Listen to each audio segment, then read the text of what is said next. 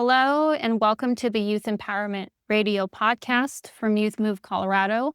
My name is Carmen, and this is part one of our series on youth voice and advocacy, where we will be talking with lived experts on how youth can use their voice to facilitate future change, influence policy, and shape further understanding of the importance of youth voice and choice within organizations. Right.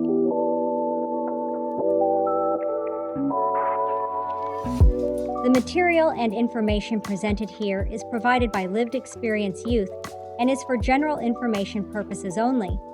The views, thoughts, and opinions expressed are of those of the guest only and do not represent the views, thoughts, and opinions of Youth Move.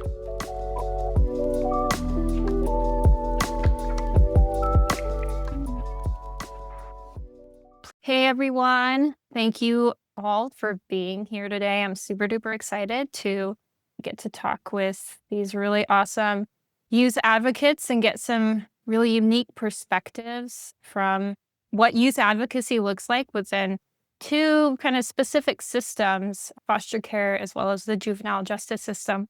But before we get started, I would love for you three to just kind of round robin, introduce yourselves, maybe tell us a little bit of who you are, what you do, if you feel comfortable, a bit about your professional and personal journey with youth advocacy, and then we'll move forward from there.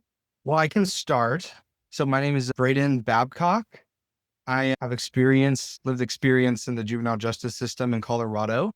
Back in 2019, I had a case that resulted in a 5-year commitment to the Division of Youth Services.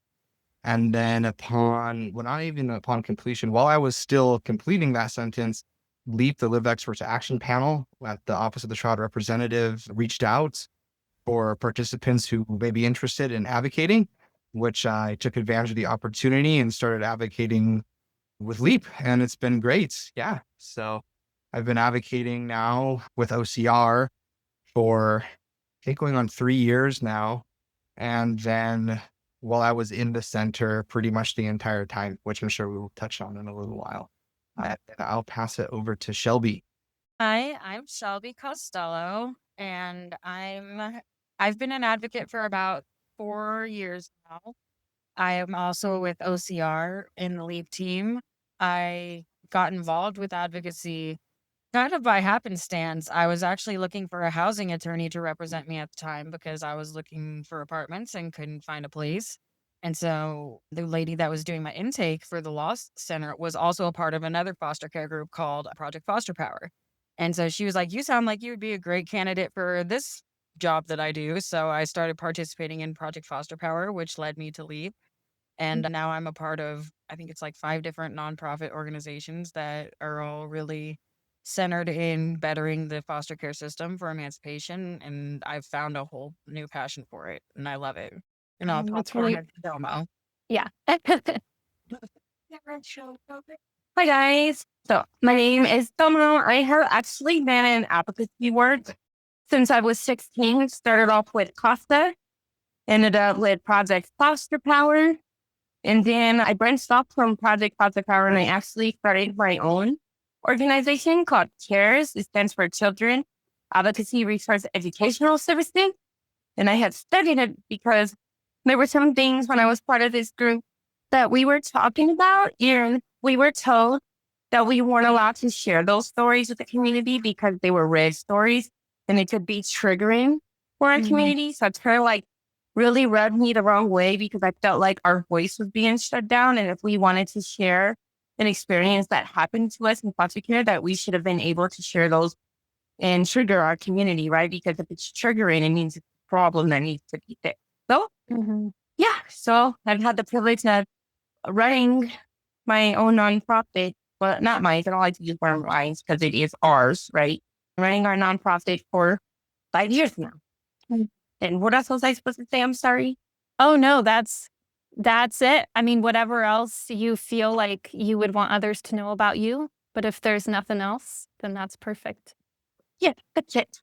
Perfect. Yeah. Well, that the We Cares organization, that's really cool. I didn't realize that was kind of what brought that about, this, you talked about like the evolution of We Cares and why you did it and things like that. I had no idea that it it just stemmed from seeing a gap, a really crucial gap, and trying to kind of bridge that gap. So that's really cool.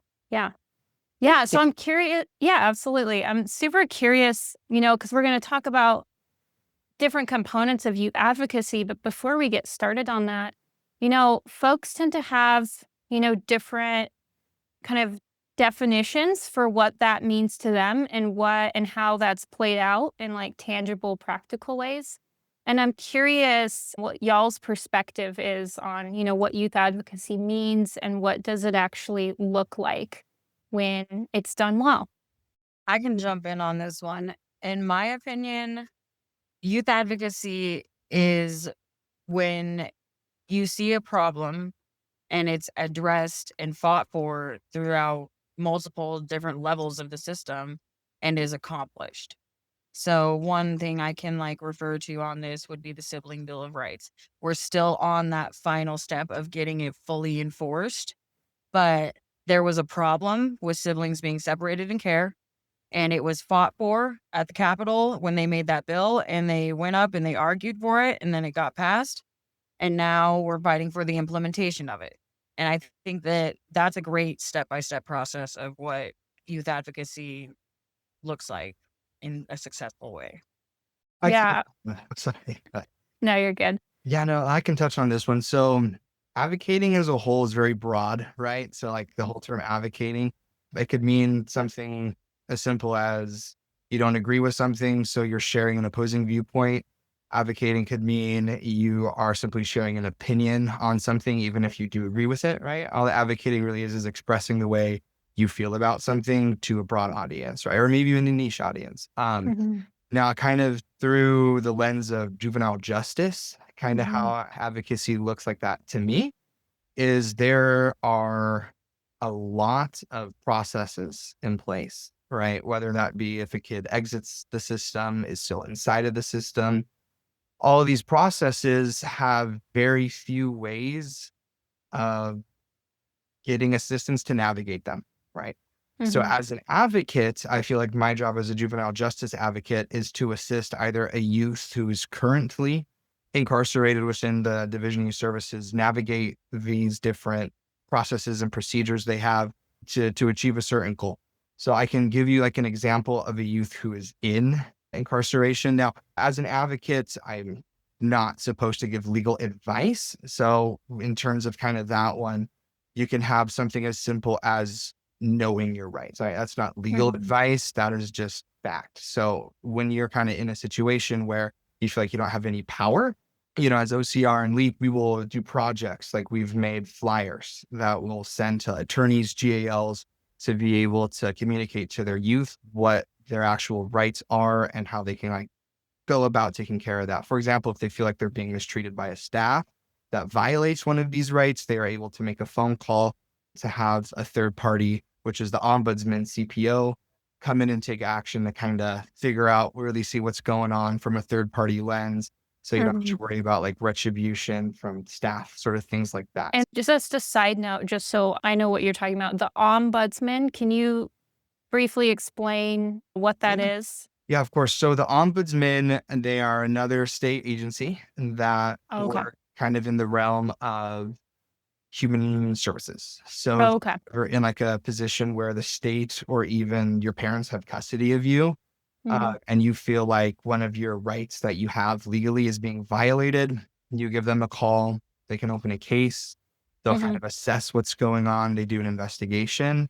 And then Okay. if they find that one of these rights is being violated, they will come in and take any action they can to Mhm. assist in completing that. So youth don't have the knowledge sometimes that this agency even exists. Yep. And then they don't know that they can even contact them. So as Mhm. an advocate, it would be my role to make sure the youth are aware of this service. So as an Mhm. advocate, I feel like a lot of these processes, like I said, are very unknown how to navigate them. So I'm kind of just like an assistant here to help you figure out what's going Mhm. to be the smoothest way to make a not so great time be as bearable as possible. Then of Mhm. course you have advocating when the youth outside of juvie. So they feel like they're kind of stuck in a limbo where they feel like they're limited on what they can do. But there again are many processes and procedures to help the youth rebuild kind of the foundation moving on. That it would be my job as an advocate to help them navigate. For example, like the Second Chance Scholarship is a scholarship straight from the state of Colorado that gives a youth $5,000 a year to assist with school that a lot of youth don't even know about. So that's just another avenue that I've taken on spreading the word out to youth who exit the system, that there are still options out there to help you reintegrate. So Right. Yeah.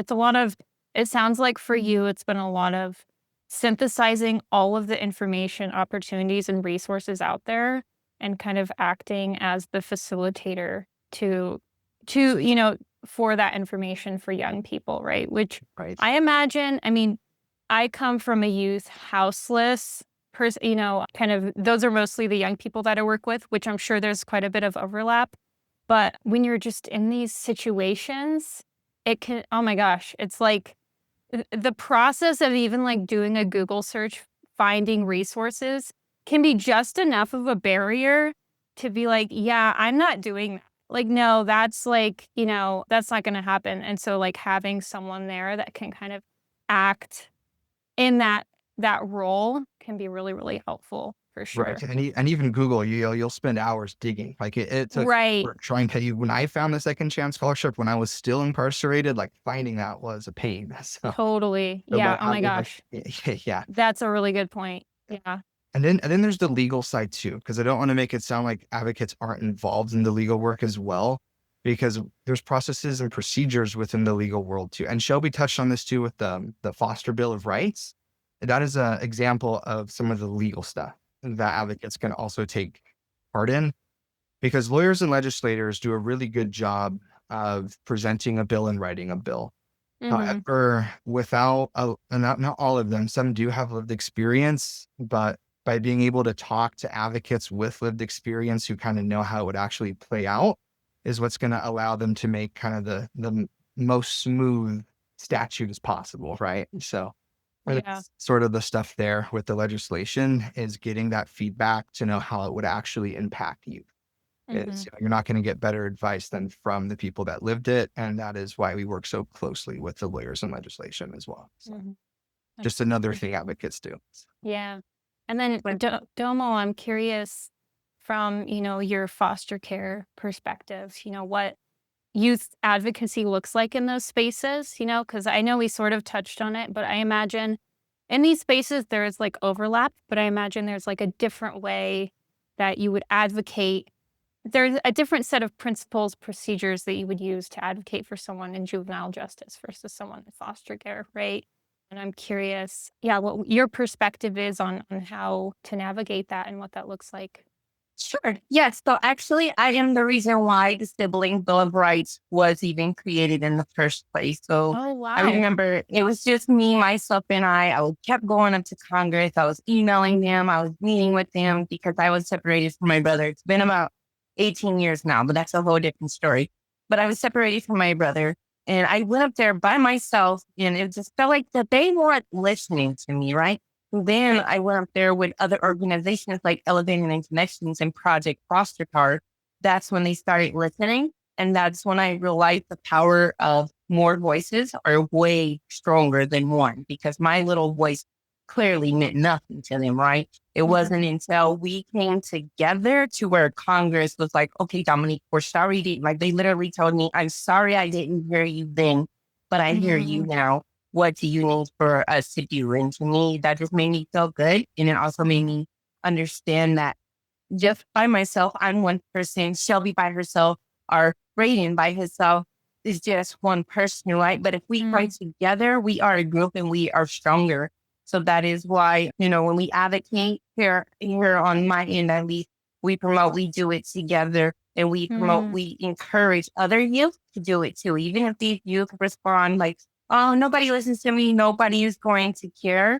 It's like we care, right? We Mhm. care. And if we care and we go together and I use your voice with you, then the power of one. And also advocacy for me doesn't just look like more so legal, but it looks like advocate for yourself. If you need something, speak up and say something. It is okay. You're in the space here. If you're like, Mhm. I need socks, I need underwear, we encourage those kids to speak out and say something and not be afraid. And also, just recently, we have encouraged children to speak about stuff that happens in the home, right? Mm, Because we are mhm. removed, some kids are removed from one traumatic situation and they're placed in another. And when they're placed in another, a lot of times these kids are fearful to speak up because these same people that were supposed to protect them aren't protecting them. So they feel like that they don't have no one. So that is one thing to touch base on, like Braden said, the child ombudsman. I'm really glad that they came out with that because that has been tremendous help to let children know that, you know, there is someone out there who does care and there is someone out there to protect you, but we don't know how to protect you unless you tell us. Mhm. So Yeah. No, thank you so much for sharing that. I had no idea that you were the starting point for the Sibling Bill of Rights. That's really, really powerful. I would love to, I don't know, to learn more about that at another time. I know you said there was a story behind that, but that's really, really impactful. And I think that that is a really great point that you made around, the power of groups and the power of like united voice and things like that. So I really appreciate that you said that. I'm curious because, you were speaking about the power of collective voice. And I'm curious, like, oftentimes in organizations, there's a liaison or perhaps like an adult support, right? That is supposed to kind of act as a sort of perhaps like liaison to what the young people are saying or to kind of be like the banks of the river for the young people.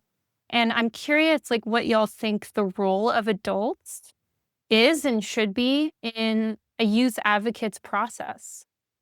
So for me, I feel like the adult role in the youth advocates process is first and foremost listening. I feel like sometimes adults, they take on this role of like, oh, I'm going to say, a child that needs me. And then they come in there with that thought process, but they never ask the child, what do you need me to do?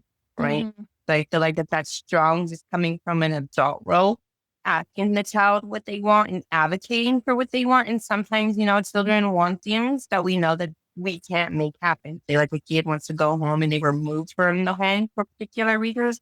Then while we're advocating for them to go home, we also need to explain to them why there's certain things we can't advocate for, right? Mhm. So I feel like that should be another position as an adult role is be that voice for the child, teach that child how to use their voice. But at the same time, we also need to explain to children why they cannot have these things. It's not just because I said so or because that's what the court says, right? That these kids are used to hearing. It should be, you can't do this because of ABC. Mhm. It's just my Absolutely. 2 cents about it. Yeah, no, the power of I think I was just talking about this in another interview, but just the power of transparency, especially when decisions are made really quickly and out of the blue. And oftentimes the decisions are made quicker than the explanations come. And that can be really, really, I've had that happen personally myself, and that can be just really kind of jarring to the system. And just not, it does not inspire confidence for continuing to use your voice at all. So I'm really glad you mentioned that. I'm curious, Braden and Shelby, if you have anything you'd like to add from your perspectives on how adults can show up in these spaces with young people. Yeah, I can definitely touch on that, at least in the juvenile setting. Talk about when the youth's still in the system, like when they're still at a facility. So you'll have lots of pod staff. So their titles as pod staff or youth service specialists. Now, they're really just security staff. Like they're classified as peace officers in a legal setting. They're not some of them have psychological backgrounds with like psych degrees, but they're not authorized to like give us therapy. So I feel like staff will get confused with that and then Mm, they'll take it upon themselves to try to give advice when really it's not appropriate. Like With those peace officers that you're mentioning. Yeah. exactly Okay. the unit staff. So Mhm. a lot of the times they won't say they advocate for us, right? Mhm. If you ask me if like you advocate for the youth, I mean they're going to say yes, but it's not the same as like searching for a solution to solve an issue the kid has with the youth's best interest in mind, right? It's going to be what's in the best interest of the facility as a whole, Mhm. which is fine. I get that. But when you're talking to someone like a third party advocate, it's what's going to be in the best interest of the youth. But in reality, the youth is stuck talking to that unit staff more than a third party advocate. Mm. So sort of the answers they get from these unit staff, and let's say they have a concern, they raise a concern. I have this concern.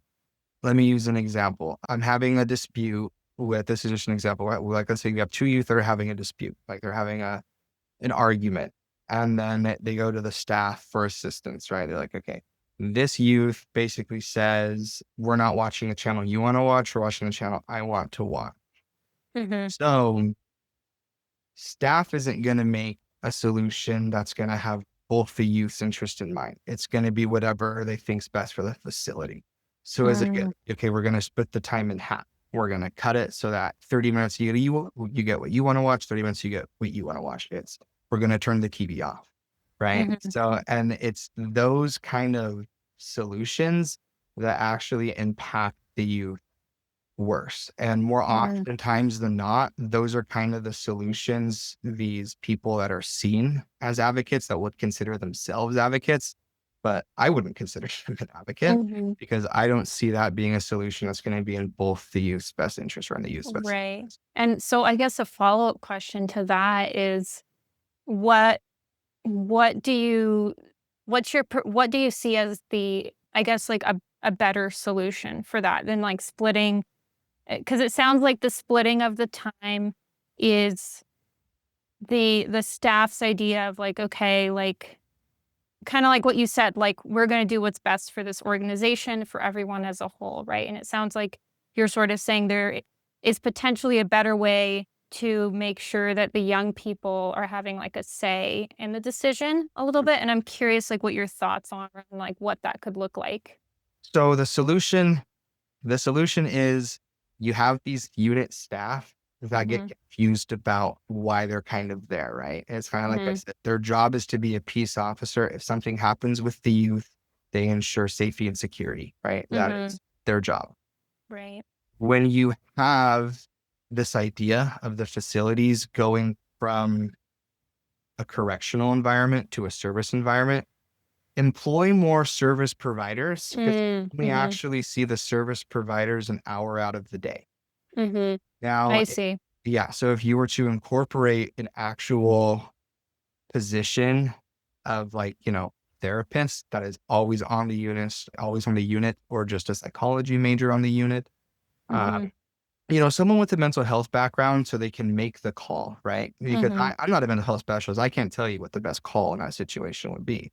But I can Right. tell you if they had a designated person there and that's their job is to think through, okay, so what is going to be in the youth's best interest? What's going to be the Right. progressive solution for the youth's success, not what's going to make it easier for the facility, right? Right, yeah, that's a really good point. Thanks for Yeah. distinguishing that, yeah. So that's what I think the solution should be.